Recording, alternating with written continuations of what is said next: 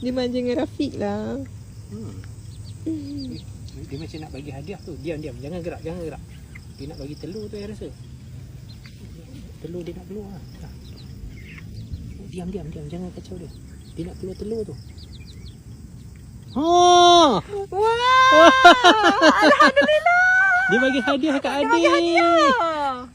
Ya Allah. Ya Allah, dia bagi hadiah. Betul lah. Diam. Dia nak keluar lagi ni rasa ni. Dia nak bagi hadiah kat Rafiq sebab Rafiq jaga dia. Tengok telur nak keluar lagi ni. Alah, warna putih. Diam. Dia nak bagi hadiah kat adik ni sebab adik jaga dia. Ya. Ada tak ada dah. Nak bagi lagi tu.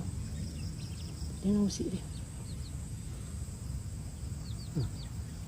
Ya Allah. Ada tak ada dah kan? Dia bagi hadiah dekat adik lah. Terima kasih Atik. Peganglah tu adik lah tu. Dia bagi kat Rafiq lah. Sebab dia terbang kat Rafiq tadi. Terima kasih adik.